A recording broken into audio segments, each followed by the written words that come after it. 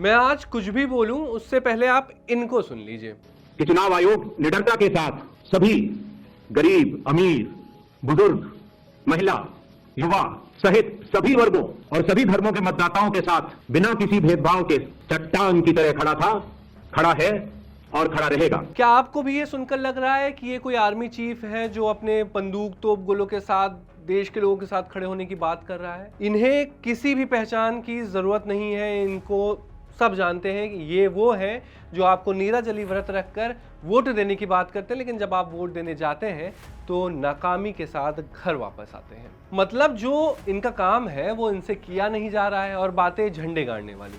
महाराष्ट्र में म्युनिसिपल चुनाव हो रहे हैं। आमतौर पर ऐसे चुनाव राष्ट्रीय बहस का हिस्सा नहीं होते हैं। अफसोस मुझे इसे बनाना पड़ रहा है, क्योंकि देश में जब बात इस पर होने लगे कि भगवान है कि नहीं, तो मुझे लगता है कि जो है उसके होने से इस धरती और देश के लोगों पर क्या असर पड़ रहा है, इस पर बात जरूर होनी चाहिए। इसलिए मैं आज केचुआ की बात करूंगा। केचुआ मतलब केंद्रीय चुनाव आयोग। इनके कामों पर बात करूंगा और बताऊंगा इनके कर्मों के बारे में। नमस्कार, मैं नीलांजन तिवारी। आप देख रहे हैं रेज योर वॉइस सीरीज। आज मैं शो बैठ कर करूंगा, क्योंकि पानी पी पी कर गुस्सा निकालना है, वो भी हंसते हुए। इलेक्शन कमीशन का हाल इन दिनों कुछ ऐसा हो चुका है जैसे किसी स्कूल में परीक्षा चल रही हो, बच्चे लाइन में खड़े हों, प्रवेश पत्र हाथ में हो, लेकिन गेट पर खड़ा क्लर्क कह दे आपका रोल नंबर इस लिस्ट में नहीं है, शायद आप दूसरे स्कूल में परीक्षा देने वाले हैं। अब बच्चा क्या करेगा, आप सोचिए। वो कहे कि मैंने फॉर्म भरा था, वो कहे कि मैंने फीस जमा की थी, या वो बस चुपचाप घर लौट आए एक आम नागरिक की तरह, जैसे एक नागरिक पोलिंग स्टेशन से लौट आता है। महाराष्ट्र के इन म्युनिसिपल चुनावों में बहुत से मतदाता ठीक उसी बच्चे की तरह खड़े दिखे।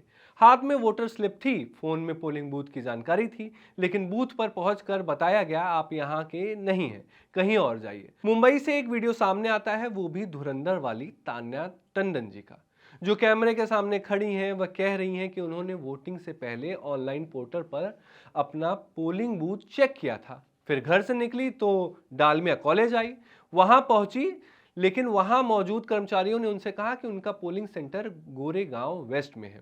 यह सिर्फ महाराष्ट्र के समर कैपिटल मुंबई की बात भी नहीं है, ये कहानी विंटर कैपिटल भी पहुंचती है, जहां इलेक्शन कमीशन के कामकाज पोल खोल रहे हैं इलेक्शन कमीशन के। नागपुर से टाइम्स ऑफ इंडिया की रिपोर्ट बताती है कि कई पोलिंग स्टेशंस पर वोटर्स के नाम वोटर लिस्ट में नहीं मिले। कुछ नाम गलत स्पेलिंग के साथ दर्ज थे, कुछ नाम ऑनलाइन पोर्टल पर दिख रहे थे लेकिन प्रिंटेड रोल में नहीं थे।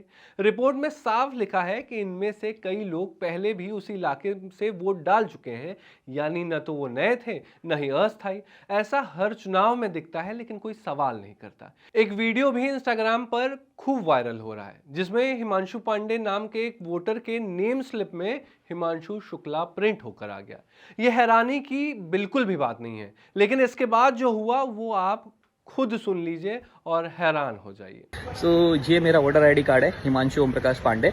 और जब मैं बूथ पे गया ये पर्ची निकालने के लिए, तो इस पर्ची में मेरा नाम गलत आया, हिमांशु ओम प्रकाश शुक्ला आया पांडे की जगह। और जब मैं वहाँ से चलो पर्ची लेके आया जैसे तैसे, और बूथ पे आया जब मैं, तो बूथ पे आने के बाद मेरे को पता चल रहा है कि मेरे नाम की वोट कोई दूसरा डाल के चला गया है। बताइए, ये मैं पहली बार देख रहा हूं कि गलत नाम प्रिंट होने के बाद भी कैसे वोट पड़ गया।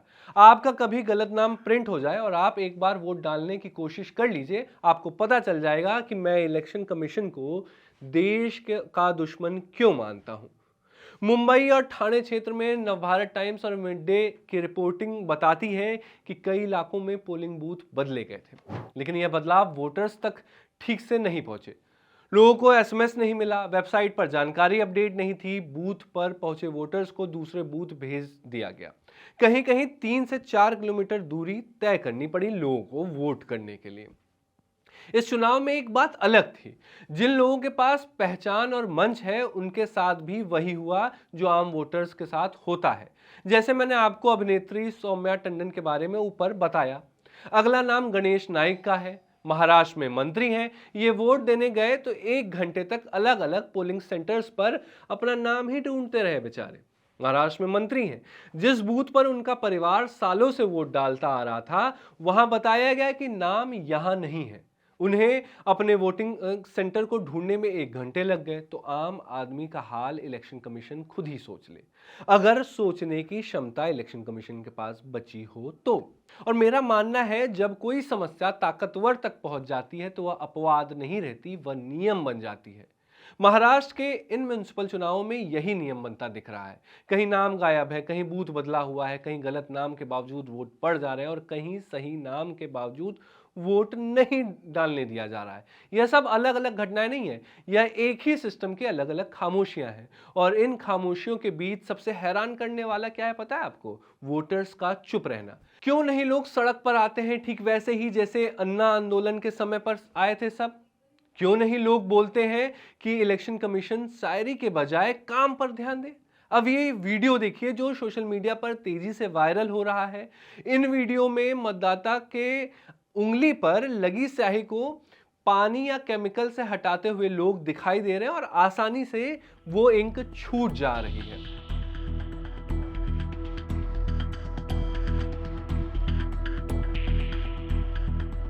इकोनॉमिक टाइम्स और मिड डे ने इन वीडियो पर रिपोर्ट की। इसके बाद महाराष्ट्र राज्य चुनाव आयोग को सफाई देनी पड़ी। आयोग ने कहा कि स्याही हटाना दंडनीय अपराध है और मामले की जांच की जा रही है। मतलब समझ रहे हैं आप? पहले आप डींगे हाकिए कि कोई हैक करके दिखाए हमारे ईवीएम मशीन को तो जान जाए हम, और जब मशीन हैक हो जाए तो इसे अपराध बता दीजिए और उसको जेल में डाल दीजिए।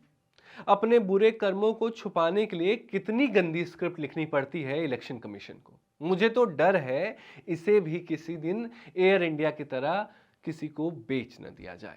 आप ही सोचिए, मतदान की पहचान स्याही अगर इतनी आसानी से सवालों के घेरे में आ जाए तो मतदाता को यह भरोसा कैसे दिया जाए कि प्रक्रिया सुरक्षित है? लोकतंत्र में भरोसा किसी प्रेस नोट से नहीं बनता है, प्रेम नोट से भी नहीं बनता है, भरोसा अनुभव से बनता है। पुणे और कोल्हापुर से टाइम्स ऑफ इंडिया और स्थानीय मराठी अखबारों में यह रिपोर्ट हुआ कि वोटर लिस्ट में डुप्लीकेट नामों को लेकर राजनीतिक दलों ने शिकायतें दर्ज कराई। कहीं एक ही पते पर कई एंट्री थी, कहीं एक ही नाम कई बार थे। भले ही ये आरोप राजनीतिक हों, लेकिन हर चुनाव में वोटर लिस्ट की शुद्धता पर सवाल उठना यह बताता है कि डेटा प्रबंधन एक स्थायी समस्या है ईसीआई के लिए। कुछ जगहों पर मशीनों की समस्या भी सामने आई। इंडियन एक्सप्रेस और मिड डे की रिपोर्ट्स में बताया गया कि पुणे में कुछ मतदान केंद्रों पर ईवीएम समय पर शुरू नहीं हो पाई। अधिकारियों ने मशीन बदलने की बात कही, लेकिन शुरुआती घंटों में वोटर्स को इंतजार करना पड़ा। ऐसे में ईवीएम को लेकर क्यों सवाल न उठे, क्यों न प्रदर्शन हो? यह सिर्फ ईवीएम की बात नहीं है। एक तरफ ईसीआई करोड़ों रुपए एडवर्टीजमेंट पर बहाता है सिर्फ इसलिए ताकि लोग घर से निकले और वोट करें। दूसरी तरफ ऐसी गड़बड़ी, इन सबका असर वोटिंग परसेंटेज पर दिखता है। कई बूथों पर शुरुआती घंटों में वोटिंग बेहद कम रही। सिंगर विशाल ददलानी का एक वीडियो वायरल हो रहा है और ये आपको देखना जरूर चाहिए। आज सुबह मैंने वोट किया। अब मेरा एक प्रॉब्लम है, जब भी मैं किसी से हाथ मिलाता हूँ मैं सैनिटाइजर यूज करता हूँ। मैंने ये मास्क उतारने की कोशिश भी नहीं की है, बट इट्स ऑलमोस्ट गॉन। थोड़ी सी कोशिश और and it would literally be gone. ये कुछ भी हो, ये इंडेलिबल इंक तो नहीं है भाई। यहाँ सवाल सीधे चुनाव प्रबंधन पर जाता है। भारतीय निर्वाचन आयोग और राज्य स्तर की चुनावी मशीनरी की जिम्मेदारी सिर्फ तारीख तय करना नहीं होती है। ये इंक कैसे मिट गई ये भी उनको बताना चाहिए। जिम्मेदारी यह भी है कि website, voter slip, booth level officer और जमीनी व्यवस्था एक ही जानकारी दे। लेकिन इन चुनावों में यह तालमेल बार बार टूटता दिखाई दिया। सबसे चिंताजनक बात जवाबदेही की है। मतदाता से कहा जाता है कि वह जागरूक बने, लेकिन सिस्टम से यह नहीं पूछा जाता कि गलत जानकारी क्यों दी गई, अपडेट समय पर क्यों नहीं हुआ और शिकायतों का समाधान मौके पर क्यों नहीं किया गया। कई वोटर्स ने बताया कि बूथ पर ग्रीवेंस दर्ज करने की प्रक्रिया अस्पष्ट थी और हेल्प डेस्क पर भी स्पष्ट जवाब नहीं मिले। महाराष्ट्र के ये म्युनिसिपल चुनाव किसी एक पार्टी या सरकार की कहानी नहीं है, ये उस प्रक्रिया की कहानी है जिसके जरिए लोकतंत्र चलता है। स्थानीय चुनावों में अगर वोट तक पहुंचना मुश्किल हो जाए तो यह सिर्फ प्रशासनिक चूक नहीं रहती, यह लोकतांत्रिक चेतावनी बन जाती है। भगवान है या नहीं इस पर बहस चलती रहेगी, लेकिन उससे ज्यादा जरूरी सवाल यह है कि जिस सिस्टम के जरिए नागरिक अपनी आवाज दर्ज कराता है, क्या वह सिस्टम चुपचाप कमजोर होता जा रहा है?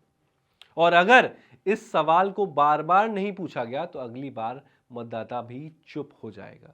रेज योर वॉइस सेक्शन में एक यूज़र ने हमें यह मुद्दा उठाने को कहा था, इसलिए मैंने इस बात को रखा, भले ही बैठ कर रखा तो क्या हुआ। अगर आपके आसपास भी ऐसे ही मुद्दे हैं तो पॉलिटिक्स ऐप डाउनलोड करिए, अपने इश्यूज़ को पोस्ट करिए ताकि आपकी समस्या दूर तक पहुंचे और जिम्मेदारों को जगाया जा सके। ये वीडियो अच्छी लगी हो तो लाइक करिए, कमेंट करके हमें अपनी राय बताइए, और अब तक पॉलिटिक्स चैनल सब्सक्राइब नहीं किया है तो सब्सक्राइब करके हमारे साथ जुड़ जाइए। धन्यवाद।